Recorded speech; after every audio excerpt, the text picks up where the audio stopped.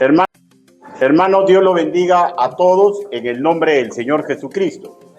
Estamos iniciando una serie denominada Mayordomía Económica.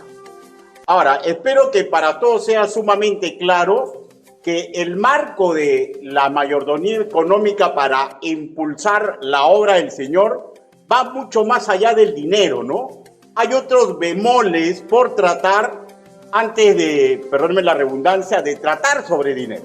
Por ejemplo, hay diversos comportamientos en las congregaciones de Cristo con respecto a misiones, evangelismo, la edificación de la iglesia del Señor, y hay estos comportamientos son diversos, ¿no? Algunos y algunas congregaciones han perdido la óptica correcta. Otros están como adormecidos, otros se distraen mucho más de la cuenta, de lo ideal, en actividades sumamente importantes pero seculares. Por ejemplo, empresariales, educativas, socioeconómicas, ¿no? Sociopolíticas también podríamos decir. Otros sí van por un camino correcto. ¿Por qué? No porque se han abstraído del mundo, sino porque saben combatir estas distracciones que son parte cotidiana de la vida. Ahora, pero todo esto influencia, impactando a los que han decidido servir a tiempo completo para el Señor. Impacta esto, hermano. Por ejemplo, los que toman decisiones de ingresar a estudios teológicos. Unos se van alejando del objetivo espiritual que dieron para ir a un seminario, ¿no? Otros, por el contrario, sin importar los problemas y dilemas que él va absorbiendo, que son cotidianos en su congregación, se acercan más y más al sueño que una vez compartieron con los demás. Los que se alejan tienen sinnúmero de razones. Por ejemplo, ansían tener un mejor nivel económico. Otros desean adquirir más y más conocimiento. Otros incursionar en otros campos de batalla de corte secular que no dejan de ser sumamente importantes para la humanidad, pero la realidad es visible. Si se están alejando de la óptica y de los métodos y del trabajo de su iglesia local, son susurros del mundo. Y lo triste es que se van alejando de lo que alguna vez ocupó su pasión, su amor, su primer amor.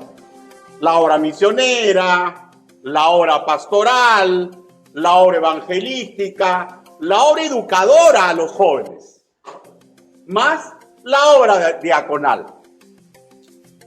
Impacta cuando una congregación comienza a salirse de la ruta correcta, impacta a los individuos, como también puede hacer que impacte y se peguen más y más a su objetivo de vida que han elaborado en su intimidad con Dios. Colaborar con lo que se ha perdido, ¿no?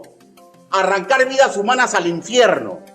Y eso, hermanos míos, sabemos que no es una tarea fácil, es titánica y no trae los beneficios de una carrera secular, ni el prestigio y deferencia que logra un buen literato, un gran comerciante, un excelente político.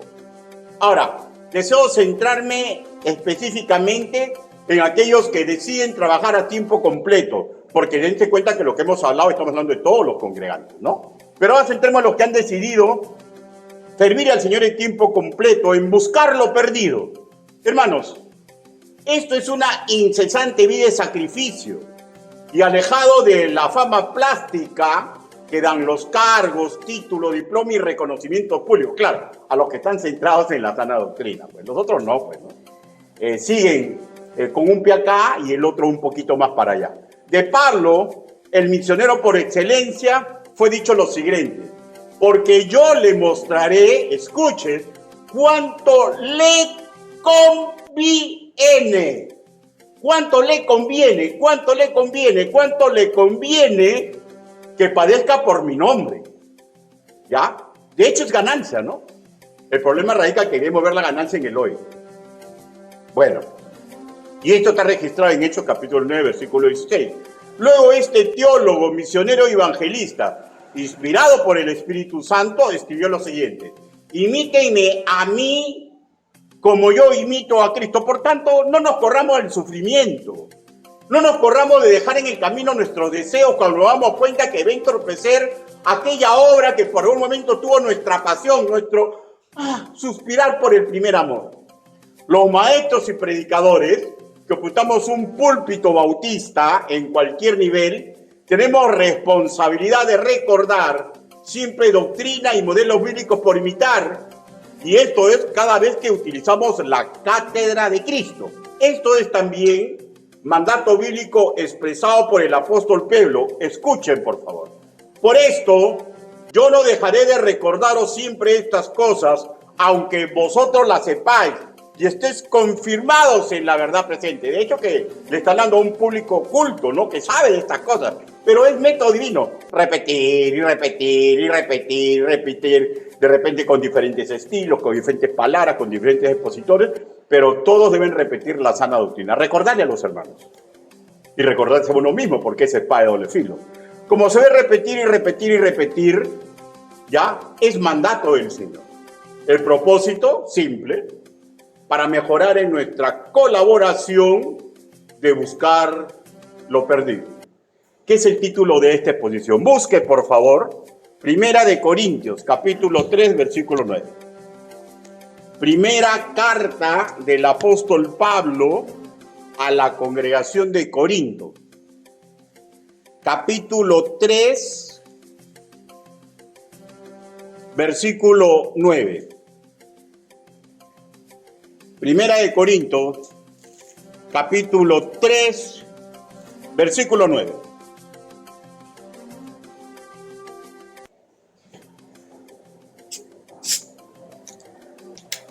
Más o menos de acá a 3 meses vamos a sacar una serie que se llama Los títulos de los creyentes. Los títulos de los creyentes. Para poder darnos cuenta que cada uno de los títulos que Dios nos da tiene todo un patrón de comportamiento que Él espera de nosotros. Y ahora vamos a leer 1 Corintios, capítulo 3, versículo 9.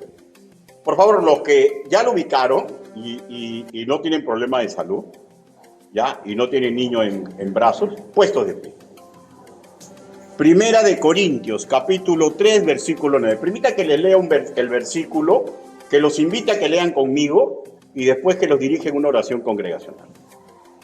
Primera de Corintios, capítulo 3, versículo 9. La palabra del Señor dice así: porque nosotros somos colaboradores de Dios y vosotros sois labranza de Dios, edificio de Dios. A la voz de 3. 1, 2, 3.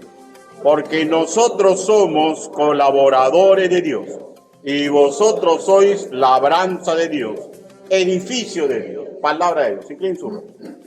Bendito Padre Celestial, Señor, yo sé con suma claridad que no hay predicador, Señor, ni expositor, varón o dama, digno y digna de predicar y enseñar su evangelio. Señor, pero si usted me está dando la oportunidad, hable, Señor Yahvé. Permita que el trabajo que he preparado, Señor, golpee para bien el corazón de mis hermanos, de los que nos visitan, y a mí mismo me haga recordar el trabajo de recuperar lo que parece perdido. Así le pedimos, así le suplicamos en el nombre del Señor Jesucristo. Amén. Por favor, tomen asiento. De hecho, no voy a explicar este versículo porque es a simple vista salta, ¿no? Vayamos a Lucas, capítulo 19, versículo 10. Colaboradores de Dios. Apenas recibimos a Cristo como su Señor y Salvador. Y hay diferentes etapas, ¿no?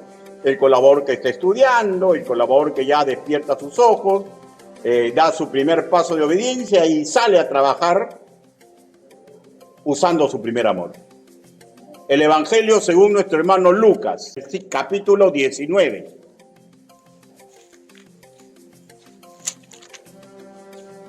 Versículo 9. ¿Lo tenemos, hermanos? Jesús le dijo: hoy ha venido la salvación a esta casa por cuanto él también es hijo de Abraham. 10. porque el Hijo del Hombre vino a buscar y a salvar lo que se había perdido. Ahora, por favor, escúcheme, ¿ya? Es fácilmente deducible, por lo que hemos leído y por el rastro escritural, que la segunda persona de la Trinidad, Jesucristo, Jesús el Cristo, como usted quiera llamarle, no vino a este mundo para cambiar ni mejorar el sistema político, social, económico de los judíos, ni de ninguna otra etnia. Fue para buscar almas que iban camino al infierno. Y escúcheme, ¿ya? Pero hay un reglón que tenemos que tener en cuenta. Y a educar a los futuros buscadores de lo perdido. Ahora, hay un serio, eminente y cotidiano peligro, una influencia negativa que intenta extenderse en las congregaciones de sana doctrina, cuál es priorizar temas y actividades ajenas a ese deseo divino. No estoy hablando del trabajo secular de los hermanos, ¿ya? Sino a trabajos dentro de la iglesia, ¿ya? Que dejan de lado el evangelismo, las misiones, en forma sumamente peligrosa. Hablo de congregaciones que en forma oficial, y muchos nacidos de nuevo, que están como adormecidos en la búsqueda de practicantes del pecado, cautivados por otra forma de luchar contra el mal, ¿ya? Han de alguna forma alterado el mandato original y lo han transformado, por ejemplo, a la práctica me remito, y funden colegios de educación secular, por ejemplo, ¿no? Otros dedican su tiempo a nobles ideales, ¿no? Por ejemplo, luchar contra la contaminación en el mundo. Y esto no es negativo, ¿ya? Y tómele usted cualquier tipo de actividad, ¿ya? Cualquier tipo de actividad secular. Lo peligroso es cuando nos asemejamos más a un sociólogo, a un psicólogo, a un periodista, ¿ya? Cuando nos asemejamos más a un militar, a un policía, a un empresario en el rubro de la educación, que en colaboradores de Dios, en el ámbito que Él quiere que colaboremos, partiendo de la iglesia local. Y cuando nuestros métodos, hermanos míos, por traer paz y prosperidad, estos métodos comienzan a entorpecer los mandatos imperativos que se nos han dado. A la iglesia específicamente se le dan dos: ir y predicar el evangelio a todas las etnias. Y a nivel personal, el expresado por Pablo: imítenme a mí como yo imito a Cristo. En estos dos mandatos bíblicos está expresado tanto el objetivo de buscar lo perdido y la forma correcta de realizarlo. Lo interesante de nuestra humanidad es que casi siempre, le ocurre a usted y me ocurre a mí, ¿ya? Deseamos alterar lo puro, lo santo, lo perfecto de los mandatos que Dios nos da, por lo que a mí me parece, por lo que yo creo que debe ser. Y ese es un problema, mire, que nace en nuestra perfección, ¿ya? Porque somos estirpe de Dios. Y a veces, sin darnos cuenta, queremos ocupar el lugar de Dios. Específicamente en nuestra propia vida y específicamente en la hora que se nos ha encomendado. Mateo, capítulo 28. Mateo, pero centrémonos, hermanos míos, en la hora misionera y en la hora evangelística. Mateo, capítulo 28, versículo 16 al 17. Dice: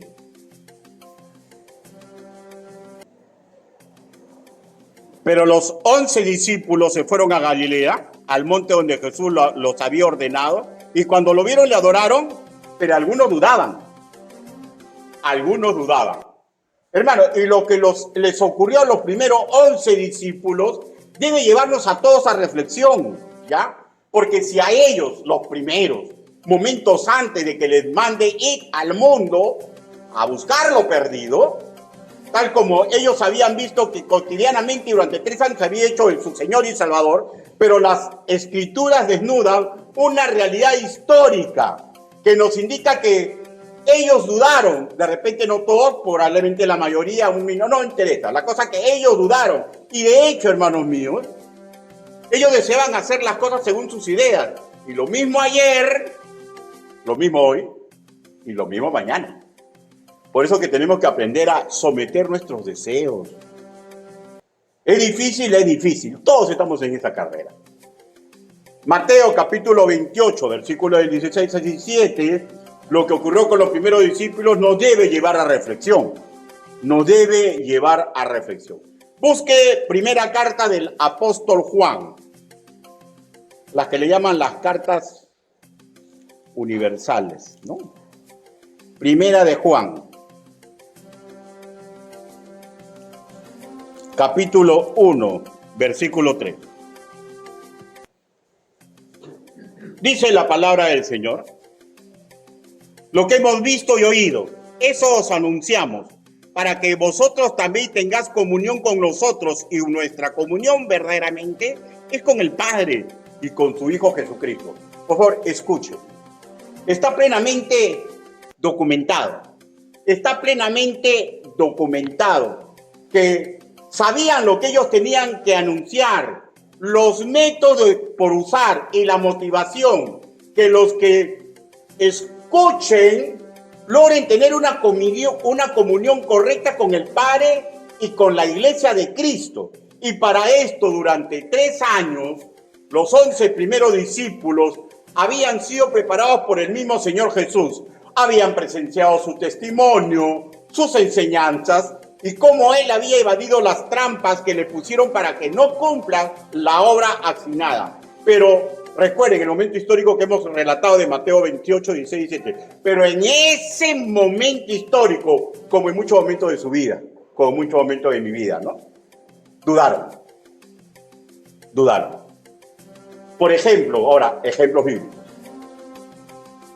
No salieron en el tiempo preciso a enseñar fuera de Jerusalén, ¿no? ¿Y qué hizo Dios? Permitió una persecución contra ellos para que se sometan a los planes de Dios. Hermanos, a veces es necesario que esta cosa suceda. Pero el corazón de un pastor es que esto no suceda con su grey. Pero puede suceder. Asimismo, incluso los apóstoles ya tuvieron algunas actitudes equivocadas. Por ejemplo, Pedro, ¿no? Se negó a sentarse a la mesa con los griegos por considerar inmundo comer con ellos. Y Pablo le recriminó. Lo mismo ayer, lo mismo hoy. Y penosamente, siempre va a haber actitudes en nosotros que por momentos entorpecen el llevar el evangelio a los demás. Pero escuchen. Por favor, escuchen. Que sus errores del pasado y sus pecados recientes no marquen su vida. Que su vida la marque del momento que usted se da cuenta que estuvo mal y comienza a hacer lo correcto. ¿Ya? No dejen que el pasado marque su vida, porque eso se transforma en ¿qué? Traumas. ¿En qué se transforma? De traumas y fijaciones mentales. Tenemos que aprender a luchar contra estas cosas. ¿Ya? El término it implica la acción de buscar. Y no es un mandato imperativo para un pequeño sector de la membresía de una iglesia. Es para todo nacido de nuevo. En las enseñanzas de Jesús siempre está el sentir neurálgico, central, método inmaculado divino, ¿ya? De que en este mandato imperativo debe integrarse toda una congregación y no un grupito reducido.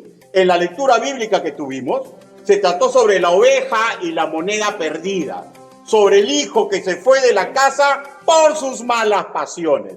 Y permítame rememorar un interrogante que fue formulada por el maestro bautista Adrián Rogers, que ya está en la presencia del Señor. ¿Quién se afecta más con lo perdido? ¿La oveja o el pastor? ¿La moneda o el dueño, en este caso la dueña de la moneda? ¿El padre que acepta que su hijo se aleje malamente o el hijo que decide irse? ¿Quién se afecta más? La lógica indica, escúcheme, anticultura, La lógica indica que el que tiene mayor rango, el que tiene el amor más maduro es el que más se afecta. El que tiene más conocimiento y sabiduría de lo que va a suceder es el que más se afecta. ¿Por qué? Porque sabe de su responsabilidad y sabe que lo perdido se puede perder definitivamente, ¿ya? Entonces, exactamente eso es lo que tiene que comprender un creyente, que el mayor rango sabe el tremendo problema en que se está metiendo el que tiene menor rango. Por tanto, se afecta más, aunque no parezca.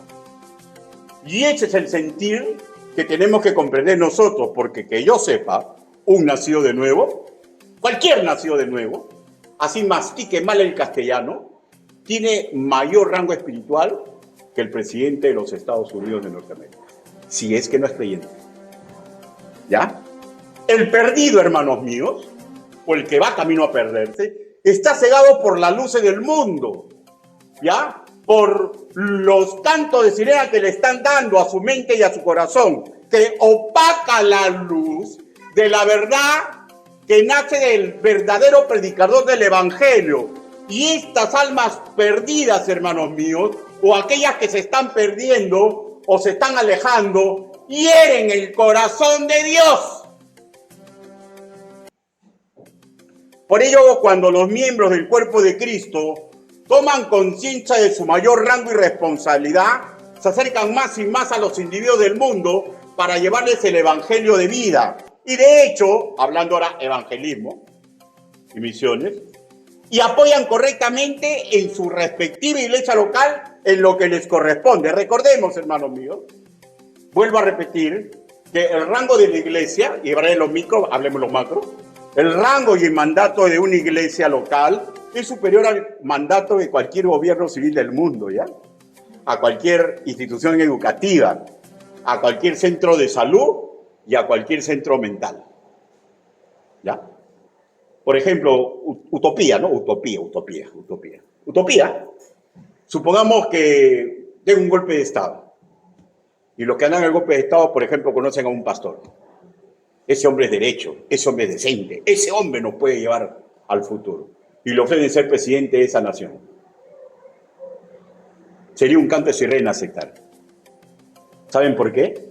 Porque una iglesia chiquitita, en la punta del cerro, tiene mayor rango que el gobierno de cualquier país del mundo. Charles Spurgeon decía, ¿no? Me apenaría ser ministro del rey cuando he sido ministro del Rey de Reyes. Mayor rango, mayor responsabilidad. Ahora, ellos se guiaban por un patrón ético y normas jurídicas para buscar la felicidad del ser humano, ¿no es cierto? Ahora, ¿de quién estamos hablando? Estamos hablando de los gobiernos y trabajos seculares, ¿no es cierto? Nosotros también tenemos un manual de fe y práctica para diseminar buenaventura en la humanidad. Pero nosotros nos centramos en lo fundamental, o sea, lo eterno, ¿no? Salvar el alma humana y buscar colaboradores para formarlo, para buscar a lo perdido. Y hay que tener cuidado en no ser seducidos con canto de sirena, que nos hagan desviar del camino que siguió el Señor Jesús y sus apóstoles, cuál es predicar el Evangelio y la doctrina que salió de la boca del Señor Jesús. No dudemos, quedémonos con la mejor parte, predicar el Evangelio e intentar ayudar a la sociedad con la palabra del Señor. Hermano, no es posible ser felices, no es posible estar gozoso si no hacemos un sano esfuerzo en colaborar con lo que se ha perdido. No podemos ser felices, ¿ya? Simplemente porque se nos predica bien. No podemos ser felices simplemente por tener un buen presidente. No podemos ser felices por tener un excelente pastor. No podemos ser felices, ¿ya? Porque simplemente ya no tenemos problemas que teníamos antes. No podemos tener gozo, hermanos míos, por simplemente haber dejado de tomar la mala vida. Eso no puede darme felicidad. No puede darme felicidad estar acumulando riquezas materiales. No me va a dar felicidad en el nivel que Dios quiere darme por tener un alto coeficiente intelectual, por los títulos acumulados. Forzosamente, la felicidad de un creyente que está absorbiendo la doctrina bíblica pasa por colaborar con arrancar almas al infierno. Y esto se da cuando acepta como guía la palabra del Señor. Hermano, si no, no hay felicidad. Y usted puede inténtelo hacer, ¿ya? Yo lo intenté. Y me di cuenta que no hay felicidad. O sea, comienzas a suspirar por esos momentos felices que estabas educando a un niño, que estabas evangelizando a una persona que te miraba con cólera. Y te das cuenta que esa felicidad, el mundo la ha arrancado de tu lado. Recordemos, hermanos míos, que mediante las 3 parábolas, Dios nos dice la forma de gozar el gozo a nivel divino. Ya no voy a volverlo a leer, pero en el caso de la oveja es encontrada y se hace fiesta. En caso de la moneda perdida, es encontrada, léalo, y también hay una reunión. Y en caso del hijo, también hay una fiesta. ¿Por qué? Porque se ha encontrado lo perdido. ¿Ya? Por esto, hermanos míos, pero todo esto implica un trabajo previo, que lo expresó el Señor Jesús. Yo soy enviado a las ovejas perdidas de la casa de Israel. O sea, a eso somos enviados. Hermano, si Dios ha permitido que esta sea nuestra zona geográfica, estamos enviados aquí y de aquí hasta el último del mundo. Jesús, hermanos míos, sabía que su responsabilidad era mayor a la del César romano. Jesús sabía que su responsabilidad era mayor de cualquier rey militar o político de cualquier época. Y no solamente él vino para cumplir su responsabilidad bajo ese patrón, sino la segunda, él vino a crear un ejército de nacidos de nuevo, que aprendamos, escúcheme y grábeselo con sangre en tu corazón, que aprendamos a dejar nuestros deseos, cuando nos damos cuenta que por esos deseos vamos a perder el camino de la felicidad, de la cual ya está usted escuchando, ¿ya? Y para que esté informado de tal forma que puedan amar como él amó, doctrinar, o sea, ordenar las cosas como él las ordenó, tener la misericordia que él tuvo y lo máximo, ¿no? Aprender a traficar su deseo, su sueño. ¿Por qué? Por buscar lo perdido. Un cristiano camina a la madurez espiritual, sabe que su gozo está estrechamente relacionado con buscar lo perdido y que nuestra responsabilidad, hermanos míos, ¿ya? Nuestra responsabilidad está entrelazada con una iglesia local. Con una iglesia local, sea esta u otra. El modelo está en el testimonio terrenal del Señor Jesús, que enfocó todas sus fuerzas en buscar lo que se había perdido, y la edificación espiritual y ministerial de los creyentes que continuarían su trabajo en la búsqueda de armas. Hermanos, si el Señor Jesús no fue eterno en un sitio, ¿alguien será eterno en algún sitio? ¿Yo seré eterno en esta iglesia? Yo tengo que aprovechar mi tiempo, ¿ya?, para trabajar en esos dos aspectos. El ímpetu, la fuerza, la constancia, ¿ya?, que reflejaron los mayores en rango de la parábola, lo que hizo la dueña de la moneda, el pastor al cual se le extravió una oveja, con respecto al hijo rebelde, ¿ya? Todas estas cosas fueron comenzadas a trabajar en el corazón, ¿ya? En el corazón de los de mayor rango. En el caso del Padre, ¿ya? El Padre no lo busca porque el Padre es Dios. Pero el Padre lo crió, el Padre le dio vida, el Padre le dio la fórmula de vida y el chico regresó a él. Es interesante la figura del Padre, ¿no? Es interesante esa figura del Padre. Él no lo busca ya, pero miren lo que ocurre. Es un padre hacendado. Como padre hacendado, un pater familia en el estilo romano o un patriarca en en la forma de conceptualizar estos hechos de los judíos, ¿ya? Ahora, era antinatural, anticultural, era grotesco que un progenitor corra, ¿ya? Que un padre, que un patriarca corra. Sus ademanes, su forma de tenían que ser ceremoniosos, ¿ya? Pero él corre como despedido del trabajo para ver a su hijo. Y esto nos hace ver, hermanos míos, el amor que tiene Dios por nosotros.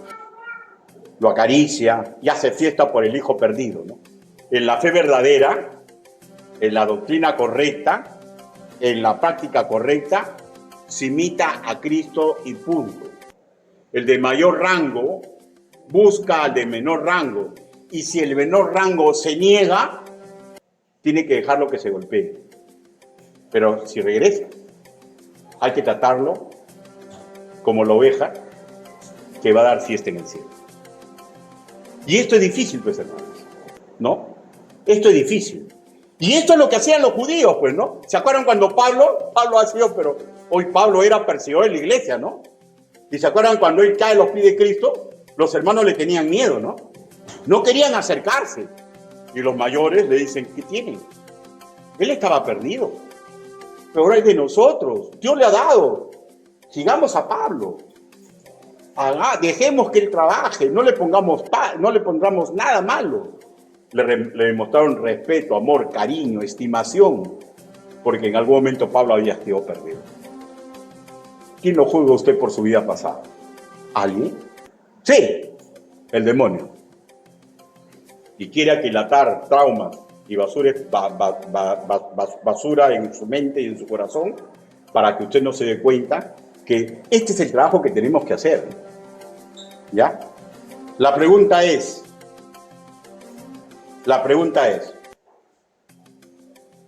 ¿qué haremos nosotros? El ir y predicar el evangelio es una orden imperativa. Y no solamente hacerlo, sino imitar los métodos que hizo el Señor Jesús, ¿ya? Cuando Pablo nos dice que imitemos a Cristo, como Él lo imita, es un indicativo que tenemos que buscar humildemente a los perdidos, sin herir el corazón del pecador, sin erigirnos como juzgadores, sí diciéndole la verdad, porque la verdad hace libre, o ser muy cauto con decir esa verdad. ¿Ah? Y esto es un trabajo colosal, hermanos míos, para todos nosotros. Un trabajo colosal para todos nosotros. ¿Alguien a usted lo ha juzgado por su pasado en una iglesia de sana doctrina? No creo, ¿no? No creo, ¿no? Pero le digo, hay iglesias donde sí te juzgan por el pasado. Y eso hiere el corazón de Dios. Eso hiere el corazón de Dios. Y este es el trabajo que estamos nosotros. Lucas, capítulo 15. El Evangelio según nuestro hermano Lucas. O sea, cuando se busca lo perdido, mayordomía económica, no de frente sale dinero. Hay que ver el motivo por el cual, ¿no? Lucas, porque el dinero es sumamente importante, pero no lo más trascendental. Hechos, capítulo 15. Hechos, capítulo 15, versículo 6. Dice la palabra del Señor. No, perdóneme, Lucas. Lucas, capítulo 15, versículo 6.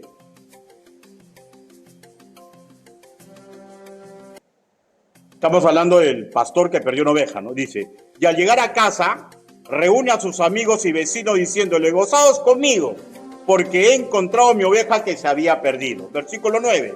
Y cuando le encuentra, ahora estamos hablando de la dama que perdió el dracma, ¿no? Y cuando le encuentra, reúne a sus amigos y vecinas diciendo, gozaos conmigo, porque he encontrado la dracma que había perdido. ¿Ah?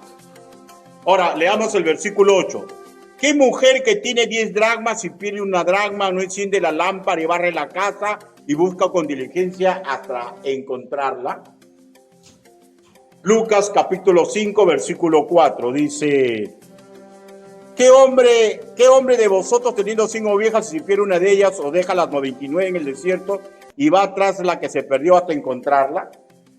esa expresión va atrás, en el idioma original del griego koiné, tiene una fuerza que no se aprecia en el idioma castellano, ¿ya? Que indica a un pastor que sigue las huellas, o sea, que se preocupa por esa ovejita y comienza a ver su vida, sus huellas, para más o menos darse cuenta cómo el mundo está intentando seducirlo o cómo ya lo ha seducido. Indica que ese hombre, ese pastor, puso su perseverancia, su fervor, su conocimiento, sus facultades, para que esa oveja no se pierda. ¿Ya? En el caso de él, la busca, ¿ya? Conversa con ella, de hecho, ¿no? O sea, vamos a dar un paragón, ¿no? Pero que no agarra la oveja, la busca, la encuentra y la regresa. Y esto indica una actitud de perseverar correctamente, ¿no? Poniendo nuestra inteligencia, capacidad, esfuerzo, incluso posesiones materiales, en pos del éxito de esta misión. Pero este no es un trabajo de un hombre, pues, hermano, es un trabajo conjunto. Es la pastoral de la iglesia. El pastor enseña, da ejemplo, entrega estrategias a seguir, ¿ya? Ahora, todo esto, ¿ya? Pero cuando ya hablamos de la iglesia, también sabemos que todo lo que está acá no nace, pues, por hágase la luz y la luz fue hecha, ¿no? Entonces el pastor también tiene que diezmar y tiene que ofrendar. Porque si no, ¿de qué ejemplo estamos hablando? ¿No es cierto, hermanos míos? Y surge una pregunta, ¿no? ¿Por qué no estamos todos los creyentes en el nivel que desea Dios? En todos los aspectos que hemos hablado. Puede ser que los creyentes están en proceso de maduración. Puede ser que hay una falta de enseñanza o una buena enseñanza, pero acompañada con ejemplos no idóneos. Pero simplemente puede ser de que no quieren obedecer, pues. Simplemente puede ser que creen más a sus deseos, a su raciocinio, a la interpretación correcta de la palabra del Señor que se le da para el momento que se está viviendo. ¿No es cierto? Entonces, pero igualito, uno tiene que poner todo su esfuerzo para buscar lo que se ha perdido. Ahora, apliquemos esto al campo económico. Al campo económico. Hermanos míos, trabajar en la obra no es barato. Valió la sangre del Señor Jesús. Pero en lo temporal, hermanos, los pastores, los misioneros, comen. Necesitan medicina. De vez en cuando necesitan tener su diversión, ¿no? Los hermanos que trabajan a medio tiempo, que se esfuerzan en la obra del Señor. ¿No dice la Biblia que el obrero es digno de su salario? Y si no le podemos dar salario, ¿no deberíamos darle el honor de, por ejemplo, poder pagarle algún tipo de actividad? O los obreros en línea general de la iglesia que se esfuerzan. ¿No debería haber un fondito en la iglesia de poder darle alguna cosita? Por ejemplo, cuando viene una persona ajena a la iglesia, que tiene pasado en la iglesia y varios hermanos con él, ¿no debería tener una iglesia preocuparse por estas cosas? No debería. Sí debería, hermanos míos. Y todo eso implica dinero, pues, ¿no es cierto? Dinero. Y eso, hermanos míos, es lo que tenemos que comprender. Este es el marco que rodea a la mayordomía económica, que se enseña, se predica, se da ejemplo para que los hermanos crezcan en todo nivel y no podemos satanizar la actividad económica. Hay muchos que tienen miedo a hablar de dinero, porque ¿qué van a pensar los hermanos? Yo escucho eso. ¿Qué van a pensar los hermanos de mí? Que piensen lo que quieran, hermano. A mí lo que me interesa es lo que piensa Dios. Y me interesa lo que los hermanos saben, porque están en la sana doctrina y saben que a cuentas caras el chocolate siempre es espeso. Y que el dinero no lo maneja el pastor. Y que todo dinero se da cuenta. Pero hay un proceso, pues, ¿no? Hay un proceso, ¿no? Por ejemplo, Lutero, sobre este proceso, habló de 3 conversiones del cristiano. Interesante, Lutero, ¿no? Claro, sabemos que Lutero fue protestante, no todos somos, pero es un hermano en Cristo, ¿no? Y podemos usar las enseñanzas de un hermano en Cristo, ¿no? Él dijo, la primera conversión es la del corazón. O sea, el que quiere hacer bien las cosas, sentimientos, ¿ya? ¿No? Y permítame una pregunta. ¿Desea usted colaborar con la búsqueda de los perdidos? Si la respuesta es positiva, le voy a decir, ¿ya? Que usted tiene la conversión del corazón. O sea, el sentimiento, qué bacán. Pero él también habló de la conversión de la mente. ¿Comprende usted que es obligación del creyente evitar que vayan al infierno? ¿Comprende que hay todo un trabajo que hacer y hay que poner en obra el trabajo de la iglesia en evangelizar y hacer misiones? Si su respuesta es positiva, quiere decir que usted tiene la conversión de la mente, ¿ya? Y está usted en este nivel. Hay diversos niveles, ¿no? Que tiene las ideas, sentimientos, pero el máximo nivel de esta es cuando los proyectos acompañan lo que yo pienso y lo que yo siento. Porque qué interesante es, ¿no? Querer, saber y no hacer, ¿no es cierto? Entonces, él decía, es tan convencido de la mente. Y qué bonito, ¿no?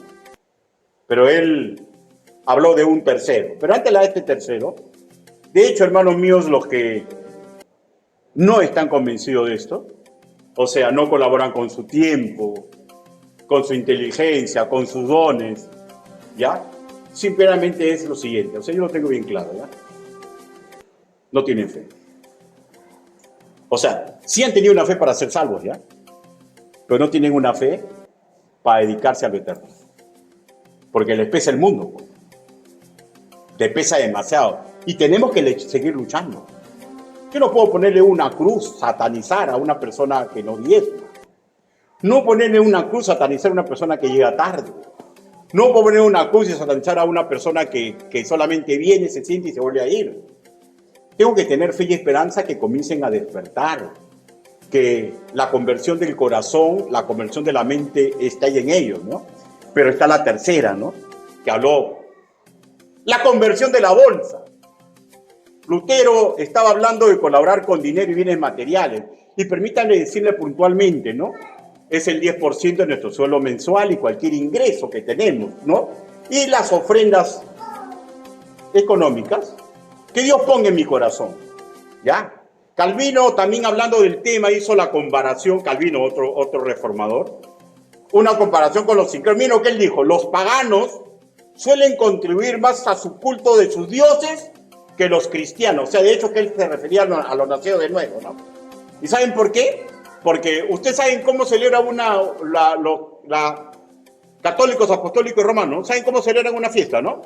Nombran un mayordomo en su tierra y el hombre se empeña su casa, empeña su hacienda, así que no tiene. Y si tiene, pierde la ganancia de medio año, la cosa que tiene que servir a su Dios, a su patrón. ¿Ya? Y él tenía eso, decía. Los incrédulos, ¿ya? Sirven más a su Dios que muchas veces nosotros los verdaderos cristianos. Y bueno, y ojo, hermano, espero que sea claro, ¿no? Con nuestro bolsillo demostramos que amamos a Dios, ¿ya? O demostramos el nivel de amor que tenemos. La pregunta es, ¿en cuál de estas conversiones estamos? ¿Sabe usted su realidad? Dios sí la sabe. Y no se espanta, ¿ya? Dios está esperando que ocurra lo que tiene que ocurrir, ¿no? El corazón de Dios, hermano, está enfocado en que busquemos a los perdidos para que haya fiesta en el cielo. Y el Señor Jesús, cuando vino a este mundo, nos enseñó con su ejemplo cómo se hacen las cosas y nos enseñó a buscar, preparar a unas personas para cuando Él se vaya, esas personas puedan seguir trabajando en ese lugar. Y nosotros, hermanos míos, tal como leímos, somos colaboradores de Dios. Y la excelencia se ve en nosotros cuando nos sometemos a los modelos bíblicos. La pregunta sería, ¿estamos dispuestos a pagar el costo? ¿Estamos dispuestos a dejar nuestros deseos? ¿Estamos dispuestos, hermanos míos, a trabajar correctamente por el Señor?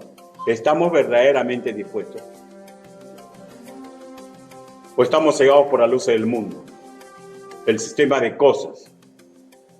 que intenta seducir nuestra mente, nuestro corazón, y de hecho, pues ya sedució la mente, ya sedució el corazón, ya el bolsillo está recontra seducido, pues, ni vuelta que darle, ¿no, hermano mío? Y no olvidemos la 11ª bienaventura, ¿ya? Más bienaventurado es dar que recibir. Hermano, a Dios no se le da sobras, ¿eh? A Dios no se le da sobras. Dios quiere todo nuestro corazón.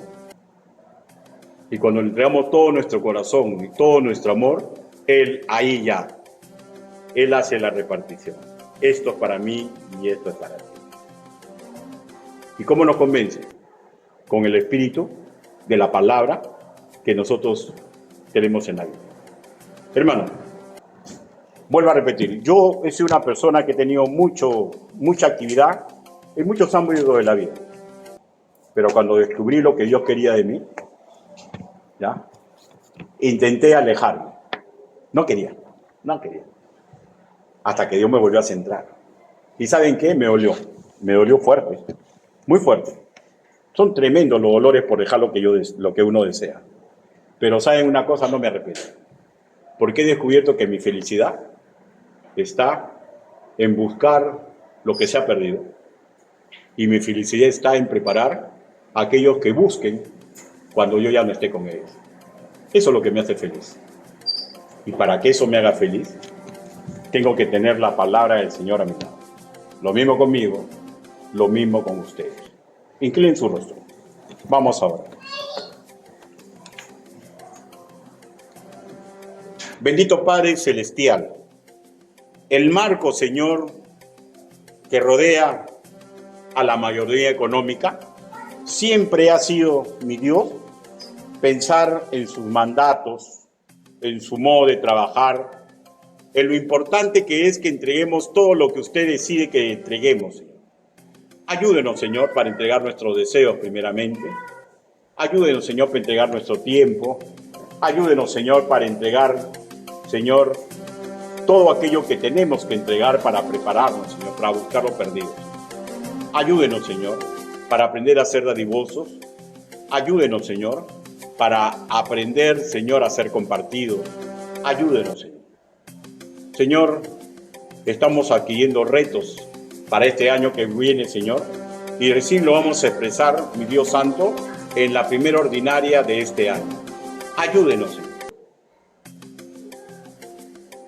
Quiero hacer una invitación. Alguien de ustedes quiere que ore por usted, por cualquier asunto, sin que diga lo que es. Quiere que ore por usted, por algo que tiene que ver con mayordomía. Dios te bendiga. ¿Alguien más? Dios te bendiga. Dios te bendiga. ¿Alguien más? Dios te bendiga. ¿Alguien más? Vamos a orar. Bendito Padre Celestial, mi Dios, usted ha visto las manos levantadas. Ayúdelo, Señor, en los dilemas y problemas que pueden estar teniendo. Señor, y yo le doy gracias, Señor, por aquellos que no levantan su mano, porque se dan cuenta que van en camino correcto. Ayúdelos, papito lindo, porque tarde o temprano el mundo va a intentar seducirlos y va a venir las crisis a su vida. Ayúdelos, Señor, para que toda la palabra que han almacenado en su mente, Señor, la puedan usar cuando llegue la crisis a su vida. Así le pedimos, así le suplicamos, en el nombre bendito, precioso y poderoso del Señor Jesucristo.